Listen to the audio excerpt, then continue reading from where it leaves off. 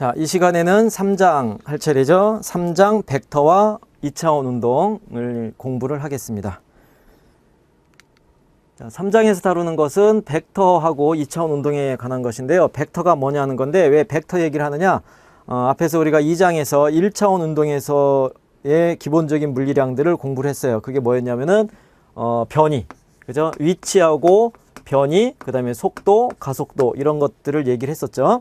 근데 이러한 물리량들이 사실은 1차원을 얘기할 때는 일직선상에 원점을 정하고 원점의 오른쪽에 있었다 그러면은 양의 방향, 오른쪽은 양의 방향, 왼쪽은 음의 방향에서 부호를 가지고 왼쪽 오른쪽을 다 표시할 수 있었어요. 그죠? 그래서 이 점에서 추가로 오른쪽으로 이동을 했다. 변이가 양수다 그럼 오른쪽이다. 변이가 음수다 그러면 왼쪽이다. 그렇게 얘기를 했죠. 그 다음에 또 속도도 속도의 부호가 양수다 그러면 오른쪽으로 움직이는 물체, 음수다 그러면 왼쪽으로 움직이는 물체에서 일직선일 때는 방향이 있지만은 부호 갖고 다 해결이 됐죠. 그죠? 그게 수학적으로 1차원일 때 부호가 방향하고 1대1 관계를 얘기를 할 수 있기 때문에 굳이 방향에 대한 얘기를 따로 할 필요가 없어요. 근데 이제 실제적으로는 2차원이 되면은 2차원 평면에서 원점에서 요만큼 떨어져 있는데 똑같은 거리에 떨어져 있어도 이 점하고 요 점이 있으면 이 두 점은 서로 다른 위치죠. 그죠? 구분이 되죠? 그럼 구분이 되는 게 뭐냐? 크기.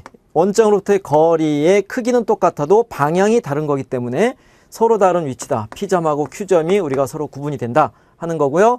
그 다음에 이러한 P점에서 입자가 어디론가 이동해 나간다 했을 때 이쪽 방향으로 나간다, 이쪽 방향으로 나간다, 이쪽 방향으로 나간다. 방향이 다 구분이 되죠. 그래서 실제는 이런 위치, 변이, 속도, 가속도가 모두 다 방향을 갖고 있는 물리량이다 하는 얘기예요. 그래서 요런 물리량 말고도 물리에서 다루는 물리량 중에는 방향까지 포함된 물리량이 굉장히 많아요. 그럼 이제 그러한 방향을 포함하는 물리량을 어떻게 수학적으로 기술할 거냐? 그것을 먼저 수학에서 벡터라는 것을 정의했기 때문에 벡터하고 스칼라를 구분해서 먼저 얘기를 할게요. 자, 첫 번째는 벡터와 스칼라인데 스칼라를 먼저 얘기를 하면 스칼라라는 것은 크기만 갖고 있는 물리량을 스칼라량이다 그렇게 얘기를 해요. 그래서 크기만 갖고 있으니까 우리가 숫자로 표시할 수 있죠. 수, 크기를 표시하는 수. 그래서 실수 범위에서 숫자로 표시되는 거, 하나의 숫자로 표시되는 물리량이 스칼라량이 되죠. 예를 들면은 뭐 질량이다, 그죠? 또는 시간이다, 시간 t, 또는 온도다, 이런 것들, 그죠? 그 다음에 아직 안 배웠지만은 에너지 같은 거.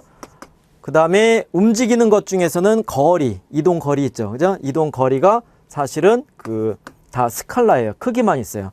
근데 이러한 크기만 있는 스칼라량들은 그냥 우리가 기존에 수학에서 다루는 것처럼 변수 표시 그대로 문자로 변수 표시해도 되고 숫자에 대응되는 값으로 표시하면 되는데 이때 스칼라 중에서 음수가 있어요.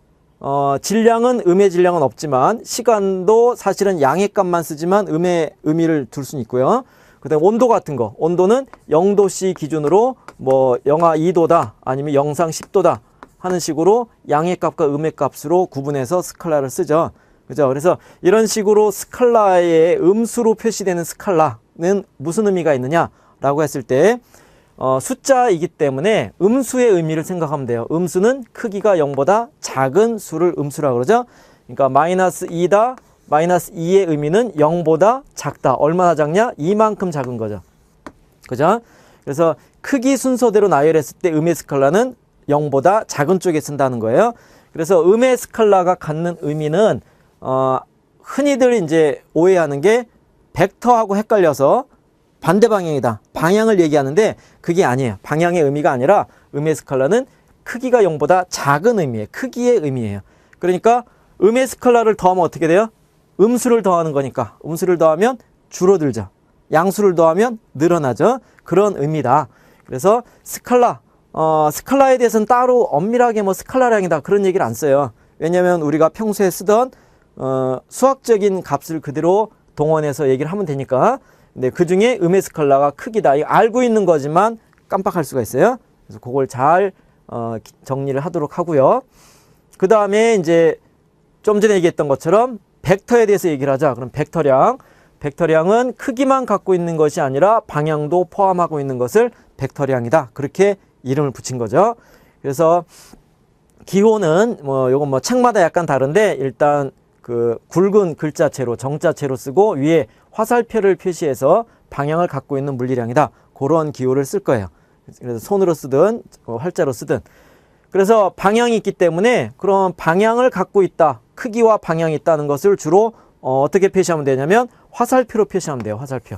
화살표가 시작점과 끝점의 관계에서 이런 화살표도 있고 이렇게 지나가는 화살표도 있을 수 있으니까 이 화살표와 이 화살표가 크기가 길이가 똑같다고 할지라도 방향은 다를 수 있죠. 그러니까 서로 다른 벡터를 기술하면 돼요. 이게 A 벡터다. 그럼 이것은 B 벡터다 하는 식으로. 그래서 일반적으로 화살표를 이용해서 벡터를 표시를 하는데 이때 벡터의 화살표의 그러니까 벡터의 크기는 그림으로 표시했을 때 화살표의 길이가 벡터의 크기가 되면 되고 방향은 이 화살표의 방향이 벡터의 방향이다. 그렇게 그림으로 표시할 수 있어요. 자, 근데 여기서도 음의 스칼라를 얘기했듯이 음의 벡터를 얘기를 먼저 하면 이건 뒤에서 다시 얘기를 할 건데 음의 벡터는 방향 문제다. 방향이 반대인 벡터를 음의 벡터라 그래요. 그래서 이런 A 벡터가 있다. A 벡터와 반대다 그러면 정반대로 나란하게 또 다른 화살표를 반대로 그리면 되죠. 이런 벡터가 마이너스 A 벡터다. 그렇게 기술이 되는 거예요. 그러니까 요거 벡터의 음수하고 스칼라의 음수를 헷갈리면 안 된다. 스칼라는 크기, 그죠? 0보다 크다, 작다. 그 다음에 벡터는 방향, 처음과 반대다, 같은 방향이다. 그걸 표시하는 거고요. 그 다음에 벡터의 크기는 화살표의 길이라고 그랬는데 길이는 항상 양의 값을 갖죠. 그래서 벡터에 대해서 벡터의 크기라고 할 때는 특별하게 절대값 기호로 주로 써요. 그러니까 의미가 0보다 크거나 같다가 되는데 요 A 벡터라고 했을 때 A 벡터의 화살표를 떼고 나머지 A만 쓰면은 얘도 그냥 크기를 의미를 해요. 그러니까 우리가 앞에서 스칼라를 썼을 때 질량이다, 온도다, 시간이다 이런 얘기를 했을 때 이런 것하고 비슷하게 표시하는 것은 벡터의 크기도 비슷한 방법으로 표시하는데 약속은 벡터이기 때문에 0보다 큰 값으로 정의한다 하는 것. 그것이 이제 벡터의 표기법입니다. 그렇게 잘 알아두도록 하고요. 그래서 일단 크기와 방향을 갖는 벡터량은 매우 많아요. 변이도 그렇고 속도도 그렇고 가속도도 그렇고 다음 장에서 배우게 될 힘도 그렇고 운동량이나 그런 것들이 충격량 그 모든 것들이 벡터예요. 그래서 그러한 벡터들에 대해서 물리적인 벡터의 물리적인 성질을 얘기하기 전에 벡터들의 수학적인 성질을 먼저 알아야 그러한 벡터들에 관한 계산을 우리가 할 수 있죠. 가장 기본적인 거니까. 그래서 벡터의 수학적인 성질들을 먼저 보도록 하겠습니다. 자, 그래서 두 벡터가 있을 때 먼저 비교를 해야겠죠. 두 벡터가 같다, 상등. 그죠? 두 벡터가 같은 건 어떻게 우리가 얘기할 거냐? A 벡터가 있고 B 벡터가 있다 그럴 때 벡터는 어떻게 정의됐어요? 크기와 방향으로 정의가 됐기 때문에 크기와 방향이 모두 같으면 두 벡터는 서로 같다. 그렇게 되면 돼요. 그리고 그것을 화살표로 표시하면 요것이 A 벡터였다. A 벡터. 근데 여기 B 벡터가 있다. 근데 이 두 화살표가 크기도 똑같고 방향도 나란하더라. 그러면 같은 벡터죠. 그죠? 그래서 A, B가 같은 건데 그 얘기는 벡터를 화살표로 표시했을 때 이 화살표를 나란하게 이동시키면 이 화살표가 어디에 가 있든지 간에 다 똑같은 하나의 벡터를 표시한다 하는 겁니다. 그렇기 때문에 벡터는 화살표로 표시됐을 때는 자유롭게 이동해도 돼요.